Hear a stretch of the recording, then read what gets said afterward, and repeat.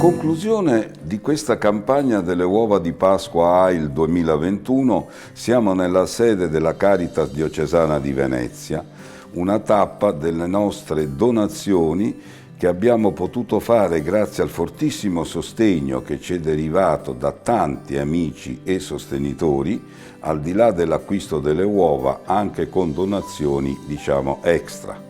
Questo ci ha consentito, come già l'anno scorso, di fare donazioni alle forze dell'ordine, polizia, carabinieri, guardia di finanza, vigili urbani, alla Prefettura di Venezia e alle strutture della protezione civile presso la Regione Veneto a Marghera. Soprattutto importanti per noi sono state le donazioni alle strutture ospedaliere della ULSS 3 veneziana, Serenissima, gli ospedali Santi Giovanni Paolo e dell'Angelo e quelli di Dolo e di Mirano.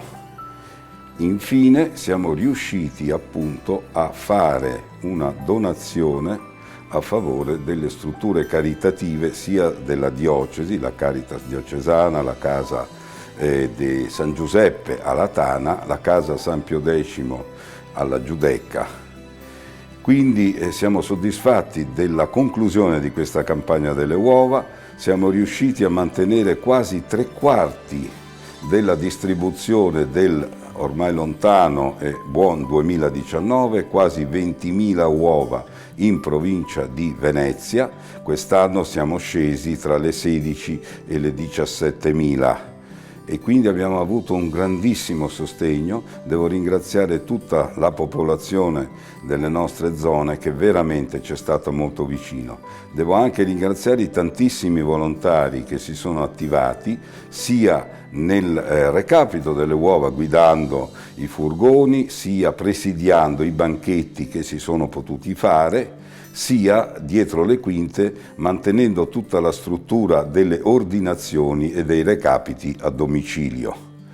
I nostri intenti, perché facciamo tutto questo grandissimo sforzo di volontariato?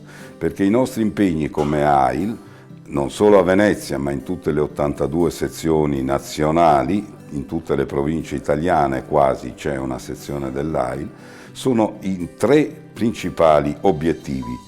Il primo è il sostegno alla ricerca. Queste terribili malattie che quando AIL è nato nel 1969 erano sostanzialmente incurabili, oggi dopo più di 50 anni sono in buona parte diventate curabili.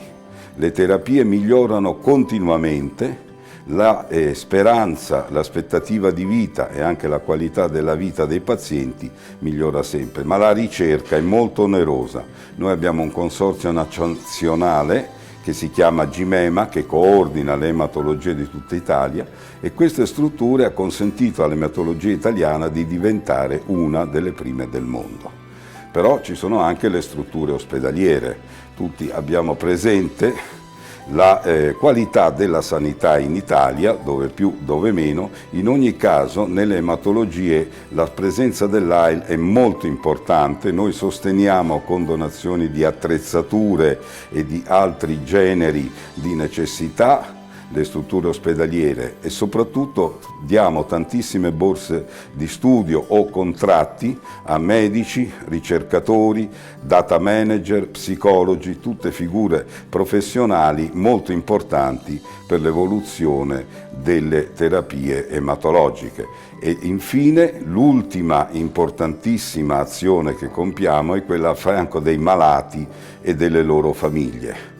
Nella situazione difficilissima in cui ci si viene a trovare quando si è colpiti da una malattia così impegnativa e pesante, noi siamo al fianco non solo con sostegni finanziari laddove è necessario, ma fornendo servizi come sono le case alloggio, disponibili gratuitamente per i pazienti e le loro famiglie nelle vicinanze dei luoghi di cura, poi i trasporti, poi le assistenze nel disbrigo delle pratiche burocratiche e l'assistenza domiciliare, cioè curare i pazienti a domicilio laddove è possibile. Gli impegni quindi sono tantissimi e grazie alla vostra solidarietà, che anche questa volta è stata veramente commovente, possiamo andare avanti con forza, con fiducia e speranza nella anche più complessiva speranza che questa situazione terribile della pandemia si risolva al più presto. Grazie ancora a tutti e alle prossime stelle di Natale dell'AIL, 2 settimane prima di Natale nel prossimo dicembre. Grazie ancora a tutti.